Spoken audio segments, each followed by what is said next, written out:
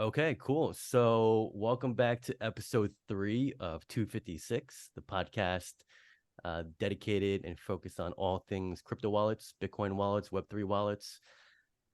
Today, um, me and my partner, Victor, we are ecstatic to have somebody that has an extensive experience working with wallets, specifically working with what we would deem as the Apple of wallets, right? That is Ledger, the Ledger crypto wallet. His name is Wil Schmor, if I'm pronouncing that correctly. Yeah, So yeah, welcome Will to the podcast. awesome. Thanks, guys. Thanks for having me. I'm happy to be here. Awesome. So actually, uh, when we were planning this podcast, me and Victor had one definite immediate question that we wanted to ask you right away off the top of our heads. I don't know, Victor, if you want to ask it right now. Did you want to do it or do you want me to do it? How about we do it at the same time? I feel like Okay. it would add to the effect of it. All right, three, Wait. two. Hold on. Before we ask the question, are are, are we going to bleep the curse word or not? Uh, Let's leave it I in don't think there. we. How about Yeah, I don't think we have the budget for a bleep, guy. So let's just leave it in there. okay. Uh, 3, 2, 1. Where the where fuck the fuck is is our my ledger stacks? stacks? Oh boy, that's that's a question I get asked about all the time. We announced that obviously in December at Ledger's event, and it was supposed to ship in March initially, and we kind of had a lot of stuff planned in the year around it. We had at Ledger Market, which is the area that I was working on at Ledger.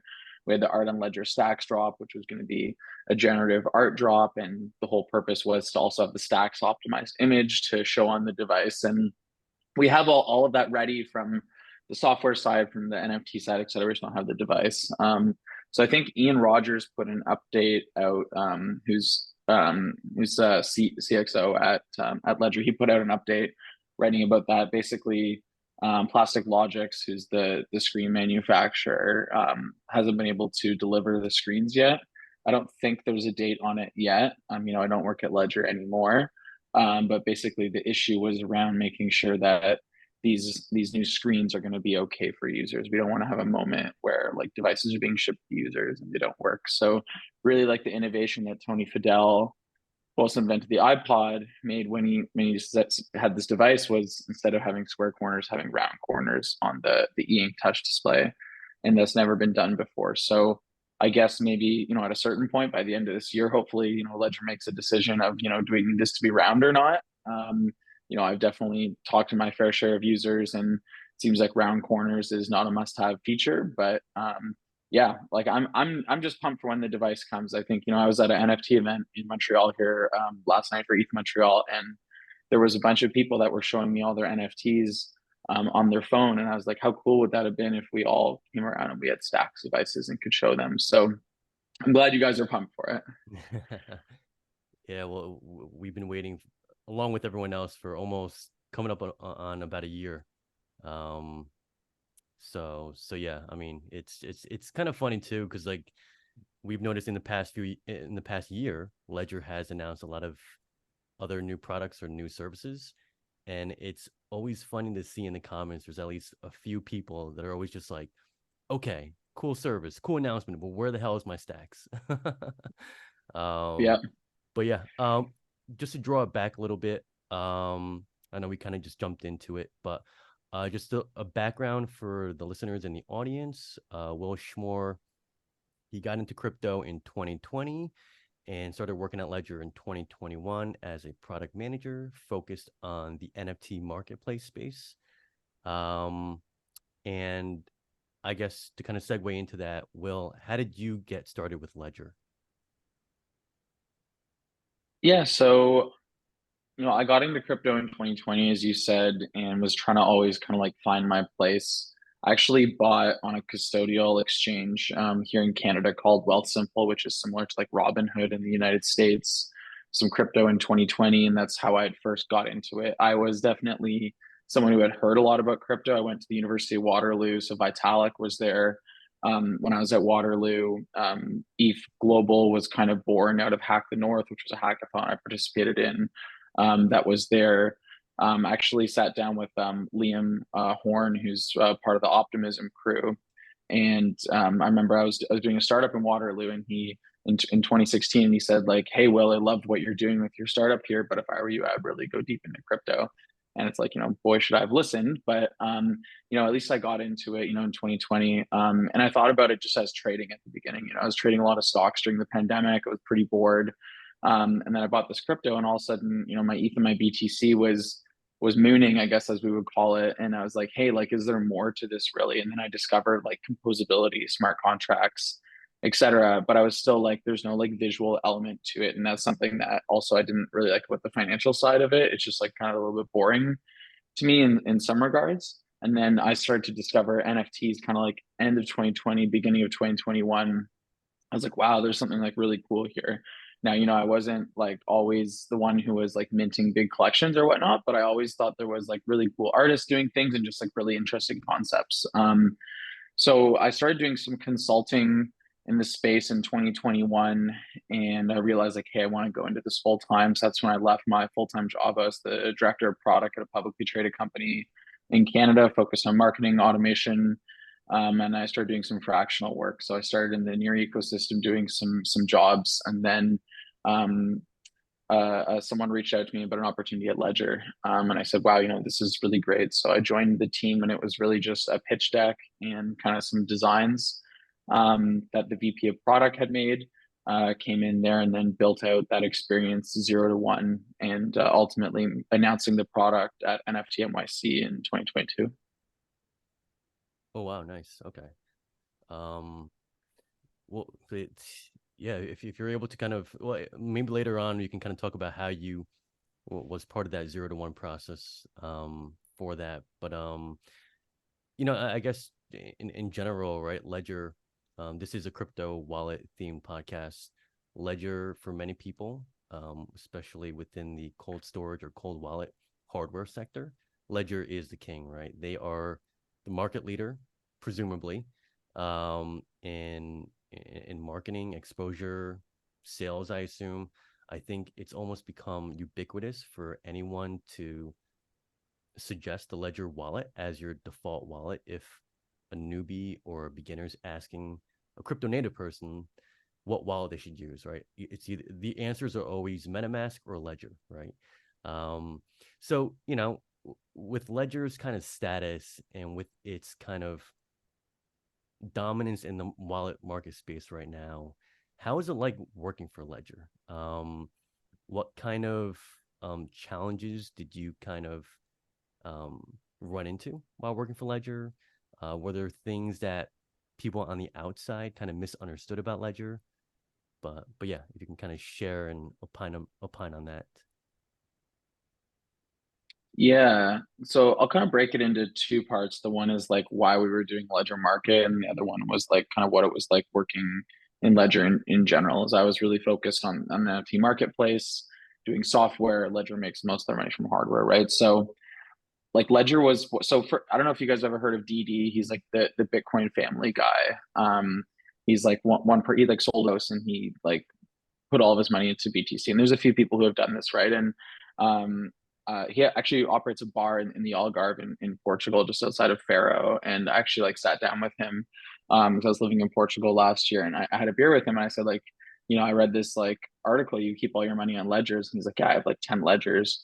And it's really cool to see this like clout that almost exists between people and the security and trust that they have in ledgers. So that's really cool.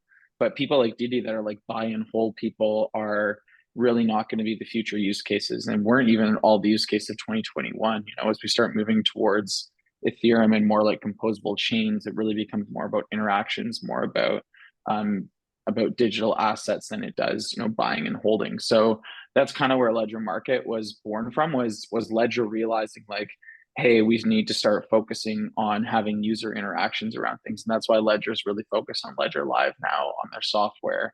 So it's not just about security around your seed phrase, it's around the security of like the interactions itself.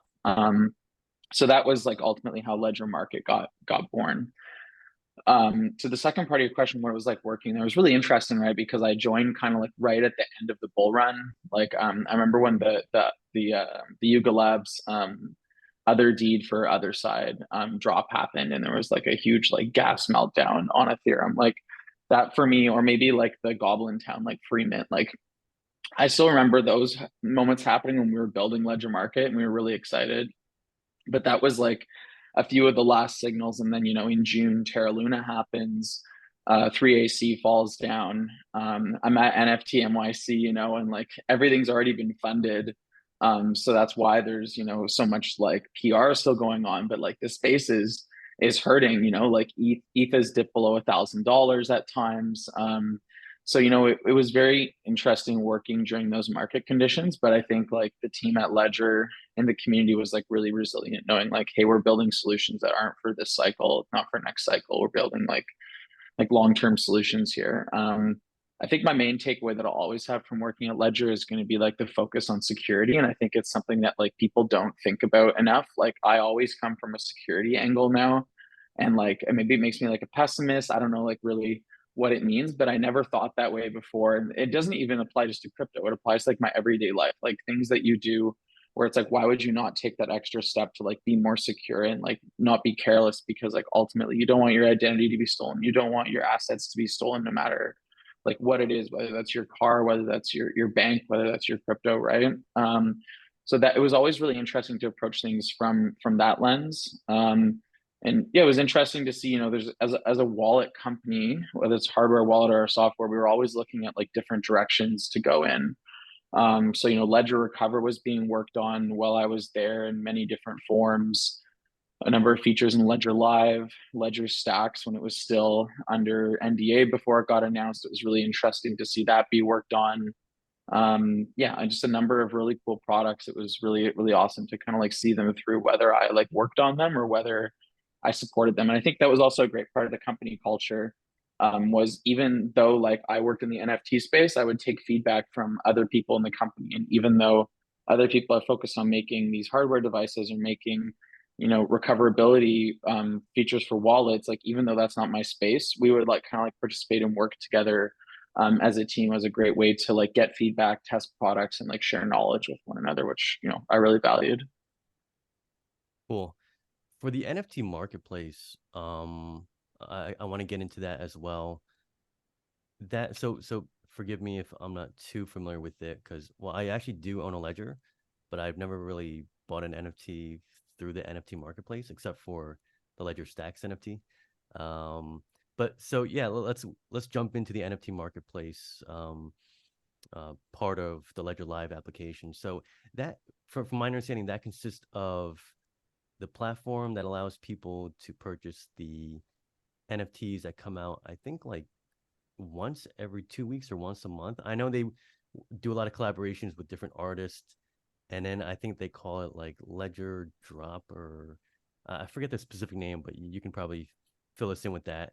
And then there's also the other aspect of, in order to be part of the Ledger NFT marketplace, you need to own a Ledger marketplace NFT, and which is that collection on OpenSea with the different variations of, I think, the Ledger logo. It's like a black background and like some like hieroglyphic letters or whatever.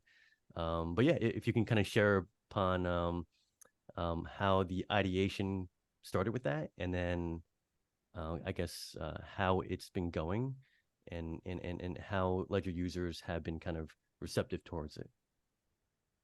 Yeah, for sure.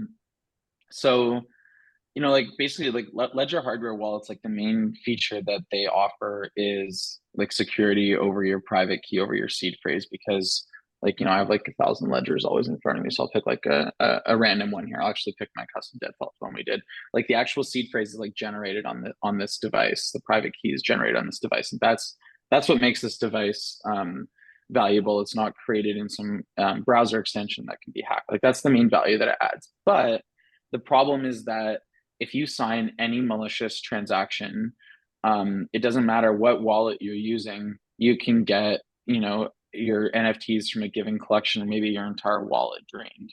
So like when you start interacting with things, the main security proposition of Ledger for that aspect goes away. But there's one other aspect to Ledger, which is that it has a secure screen on it here. Like this device is not attached to the internet, and you can actually see, I'm sending Bitcoin from my address to your address, and the entire thing's printed out, and you hit the buttons on here. And I guess for those listening in audio format, I'm just holding up the ledger and talking about the functions of it. So one thing that we did when we had our initial problem was like, do we want to focus on the secondary market or on the primary market? And we thought that OpenSea, which was the main player at the time, obviously there's Blur now and really just low volumes overall, but we thought they had the secondary market decently under control and had some security gates in place. We're not going to say it was perfect, but we thought there was something going on, and we discovered that minting was really the problem, because for that mint, most people use their own mint pages. There was Manifold, there were a few things. Zora didn't exist yet. So we decided, hey, we're going to create a marketplace for artists and brands to securely do their drops. The artists and collection owners themselves could also use Ledger's business solution called Ledger Enterprise to have their vault in place and to properly manage their treasury. And for users, the main value proposition was, if you're on video, you can see it, but you would actually see on the screen, if you ever mint anything on Ledger Market, you can see the function name, like pre-sale mint. You can see the quantity of the token that you're minting, the ETH that you're spending, etc. So that was kind of the thing there, was we'll have a secure marketplace, and then also you can do the minting right within Ledger Live, which is a secure, hardened environment. So that was kind of like the genesis behind it. And we started this off with our NFT called the Ledger Market Genesis Pass, as you mentioned. The font on it, kind of like a fun fact, the font and design of Ledger Market was created by Josh and his team at Cathedral. So Cathedral is an agency that also did the branding for FWB and a number of other projects. And that font is called Market Mono. And it's actually a generative font face. There's 2 billion variations of it. And each NFT did have its own version of the font. We had a lockup, of course, that we used, for the branding. But yeah, each one was generative, and we'd even at one point wanted to give this away to users. So it was kind of just a play on generative art, because as a team, we a lot of us were really into art blocks and a lot of the work they were doing. So yes, that was kind of some fun we had there. So we did that drop in July, and we had a 10K collection. We sold at 0.3 ETH. So I think we did about 4.5 million USD at the time. Wow. In sales off of that. And then that also came with a redeemable black on black Ledger Nano. So we really wanted to do custom hardware with a lot of it. I only have the Deadfellas one here. I'm not sure where my black on black Nano is. I think it's in my room. But like a really beautiful design. And Parker Todd Brooks, who was the VP, comes from like an industrial design background. He just did a great job always like working with our teams, on all these various designs. So after we kind of dog fooded our own solution, it came time to do more drops. So we did one drop with Brick, which was done by the folks at Trash Talk, which is part of like Odd Future, Tyler the Creator, and they're actually, this NFT community is actually going to be having a physical concert and art venue in LA. They already have a brand called Babylon, which is a skating rink that they have for youth and teens in LA, and now they want to kind of extend this to be a bit further. So that's an example of one artist we work with. We also worked with Deadfellas, on the actual Nano itself, and this was something that we sold to Ledger Market Genesis Pass holders, as well as Deadfellas holders. Obviously, I'm a Deadfellas holder as well. So that was a really cool project to work on. Psych, I think, is an amazing artist there, and I really liked a lot of the work that he did. And then we did a few other drops. But ultimately what we launched earlier this year, was Inspired by Ledger. And that's what you had kind of mentioned before there, which is an art program for Genesis Pass holders. Ledger also has an NFT collection on Polygon called the Infinity Pass. The idea there was to ship that with every Ledger device at some point. I'm not sure when that's going to be, but for a short period of time, we also were giving them out on a QR code at events. So we did that at NFT Paris, at Ledger Open in December when Stax was announced, and a few other places. So those pass holders get one art claim per season, which is quarterly. And for the Genesis Pass holders, you get one piece of every art that's released. And Monty, who is running up the art program there, she just did a great job. We were kind of inspired a little bit by like Art Blocks Curated, and we really just wanted to have like an accessible way for users to fall in love with generative art. We found that a lot of our holders at the beginning, like no surprise, were like flippers and traders, and we really wanted to create a community that was focused more around art and more around community than just financialization of NFTs. So that was a bit of an experiment in and of itself. And yeah, it's cool to see a lot of the artists on there. Axstone, who's a Turkish artist, really love the work she does. I was in the Floor app the other day. Absolutely love the Floor app and the work Chris and the team's done there. And I saw Axstone has a drop going on in their icons art program they're running now. So it's really cool to kind of see some like cross pollination there. So that's a program that's still running. Now, what's next for Ledger Market? Obviously, I left this summer, and I don't know what all announcements have been made, but it's quite obvious that the program's a bit dormant right now. So I think as the company focuses on getting Stax out the door, probably some of their existing features and other programs that aren't like core to the business aren't going to be getting as much attention. So that's currently the state at Ledger Market. Gotcha. Cool. Yeah. To be honest, like over the past year, it got kind of confusing with like what NFTs or what platforms Ledger was getting into. Like I said before, there's Ledger Genesis Pass, right? And then there's the Inspired by Ledger. And even with the Stax, there were like two sets of NFTs you can get, right? The Ledger Stax NFT, and then there was another NFT membership into the NFTs that you can only get with the Ledger Stax. And there was like a lot of different kind of, I guess, moving parts with their initiative with the NFTs and stuff like that. But that's really cool how you were involved with the NFT marketplace. And I mean, correct me if I'm wrong, but did it seem like the NFT marketplace by Ledger was kind of competing with OpenSea, trying to be its own NFT platform, or was it just kind of like an experiment in creating its own NFT platform that can be used in tandem with other NFT platforms, or yeah. Yeah, I think we intentionally focused on primary because we didn't see. Well, first off, when Ledger Market started, like before I got there, there were conversations with secondary marketplaces like OpenSea, Rarible, you name it, Super Rare, Looks Rare, etc. But ultimately, it didn't make sense to, I guess, have those partnerships in place. And a lot of secondary marketplaces weren't thinking about doing minting in 2021 as well.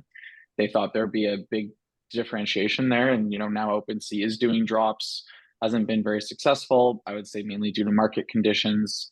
But yeah, I mean, there really wasn't competition because we were only doing primary and they were doing secondary. We did in some regards, I guess, compete maybe with like Manifold, or maybe I'm trying to think what other primary platforms were out there. I know Premint did like Tim Ferriss's drop.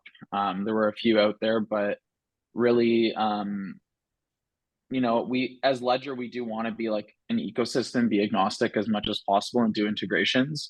I would say Ledger Market was like dog fooded because we had to, and because there was no one else in the space, and it seemed like delivering a solution ourselves was the way to go. Otherwise, the preferred way, would be to do an integration in Ledger Live, and that's how you see other things happening, right? Like if you look at all the staking that's done in Ledger Live, it's provided by Figment. I'm not sure who's powering their new Earn dashboard, which is kind of like all your like staking in a dashboard, but I would assume there's a bunch of third parties in there as well. If you look at the NFT metadata that's served by Ledger, it's a third party provider. So Ledger's wallet product is mainly consuming other services. Not that we built every aspect of Ledger Market in house, but that's kind of always the goal. So down the road, I would really hope that there's a way to open OpenSea or open Rarible, et cetera, inside of Ledger Live. And I wouldn't be surprised if that happens. Got it. Interesting. Okay, so we are coming up on 4 minutes, 3 minutes. I want to end this Zoom session, and then I will send you all a new Zoom link. So Let's see each other in about less than 30 seconds.